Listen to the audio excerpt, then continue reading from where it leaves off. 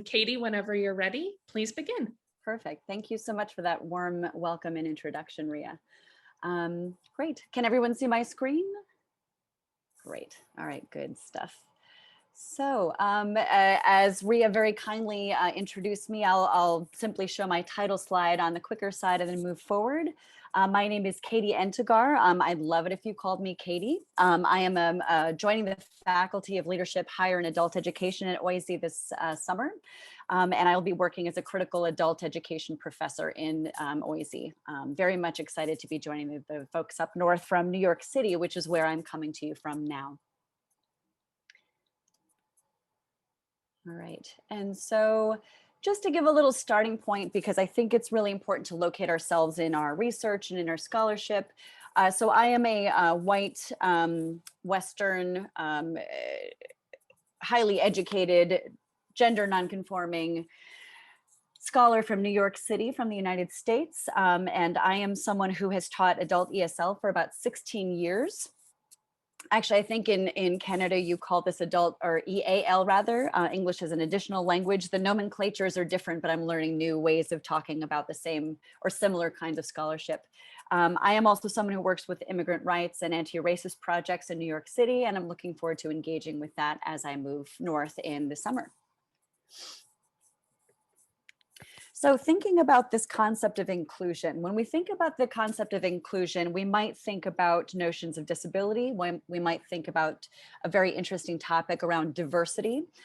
For me, when I think about inclusion, I generally think, and I have thought in my practice about this idea that all members of the classroom should be participants and should feel activated and engaged in what is happening in the learning process. And so there are a lot of publications, of course, that delve into this notion of inclusion in education. And for those of us who are teachers, who are educators, or who train teachers or help develop teachers, the concept of inclusion is absolutely a part of the conversation. How do we create membership? How do we create belonging? How do we include students' cultural backgrounds and identities, as Ria sort of launched this, this dialogue among these presentations today? And so I asked questions in my dissertation research, which was conducted in 2018, including the following. So what is inclusion, and how is inclusion defined? Because for me, it's very important to think that there are sort of established sort of understandings about how inclusion should take place, and then the reality, what actually takes place in classrooms, and how do students experience inclusion as well, or inclusive practice as well. So I conducted my dissertation research at the International Center of Catholic Charities in New York City in Lower Manhattan. This is an ESL center or organization where people from different immigrant and US-born backgrounds go to study English. They also take citizenship classes and participate in other sort of civic engagement coursework as well. So at Catholic Charities, I conducted research with a small group of people who identified as migrants to the US, some of whom were refugees, some of whom were undocumented people or unauthorized people from Central and Latin America. It was a small group of students with whom I worked, and I conducted surveys as well as focus groups, interactive focus groups with the participants in the study. And so during the study, many different conversations took place about adult education and students' experiences in adult ed, but the salient results that relate to this topic of inclusion are as follows. First, inclusion can be complex and problematic, even potentially re-traumatizing for migrant students. It is true, and it is something that I also saw, that in many, if not most cases of adult ESL, EAL education contexts, the process of including people, meaning the desire to bring students in to represent and embrace their backgrounds, is highly valuable. However, there are cases in which inclusive practice can be problematic and potentially even traumatize students. And I'll go on to discuss that in just a moment. One of the ways that this takes place is in the form of stereotyping. And this is from the contributions of the student contributors in my study. So Carla from Colombia talked about this, for example. She says, I have this problem because when I say I'm from Colombia, they say, ah, you know Pablo Escobar, ah, cocaine, ah. Another example of this came from a joint conversation between Carla and Luis from Spain. Luis says, they stereotype you. It's more about the stereotypes. They have in Spain, paella. And then Carla adds, fiestas, siestas, that's it. So there's a very interesting discussion here that's taking place about the essentializing of students as representatives from certain countries that bring them into conversation against these stereotypes or these generalizing ways of thinking about these countries, these reductive ways of describing students' unique cultural experiences as being, you're from this country, this is what you're about, this is what you do, let's learn from you in that way.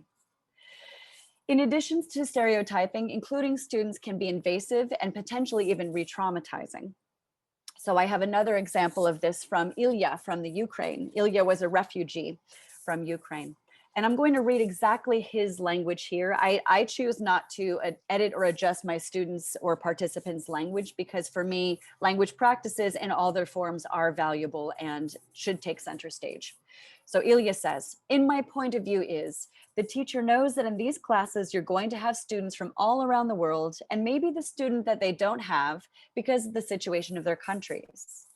I mean, if they came 2 years ago and the country's in a war, maybe it's because they are refugees. So you have to be careful. And it's like what's in my case talk about the Ukraine. I don't want to speak about Ukraine. It's hard to me because we escaped, we left everything, and we should change our lives. 100 times I said why I escaped, and teachers should recognize how to ask about this experience and when to include or not.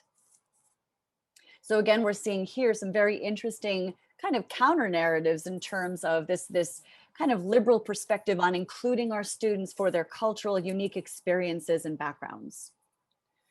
A second result, in addition to what I've just described, is a methodological point that I brought up in my research. This idea that I created an opportunity for students to opt out, to choose not to participate or be included in the meaning-making process at different points, either on the survey or in the focus groups.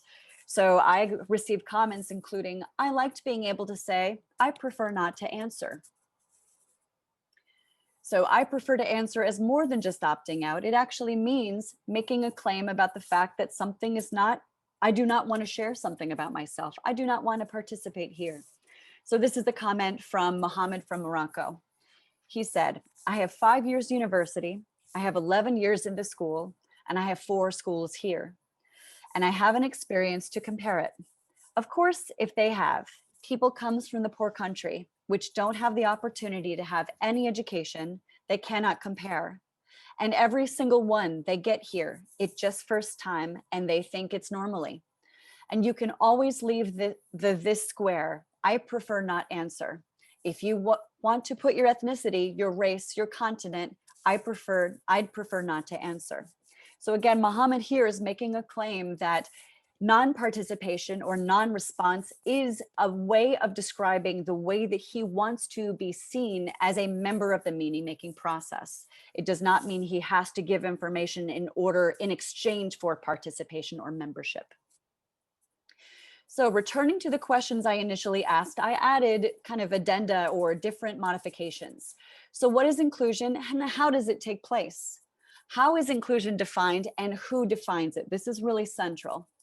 And then a bigger, chunkier question, is inclusion strictly pedagogical, or should it also be conceptualized epistemologically, meaning in terms of how we make meaning, who are the meaning makers, who are the knowers, ethically and politically? What are the political consequences of inclusive practice a priori, paternalistically applied, or co-constructed with students? One of my conclusions is this.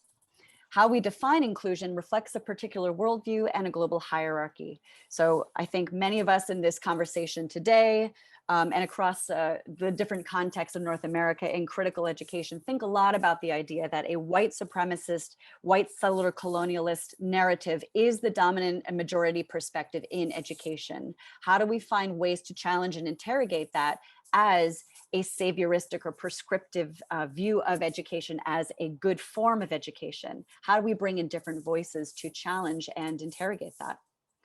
A second conclusion is this. Inclusion, I put that in quotes because really we want to think again about what inclusion means and how it's defined, can render students invisible while reinforcing itself as, quote, the right way. So to make a final connection to this panel's theme and really to this conference's theme, new perspectives on language education, I ask these final questions. And I'd love to talk about this with folks who have questions or going forward after today's conversation. So first, whose perspectives are obscured in white liberal pedagogical approaches? And then specifically in terms of inclusion, how can inclusion begin with the idea that coalitional practices, including understanding the risks and vulnerabilities of immigrant students, should be at the root of education? And how can students take the lead in these kinds of practices? How can we interrogate, push forward, and take a radically critical perspective on education as a coalitional activity?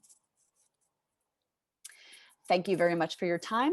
My email address is at the bottom of the screen. I will be in Toronto in the summer and would love to be in touch and continue the conversation with all of you.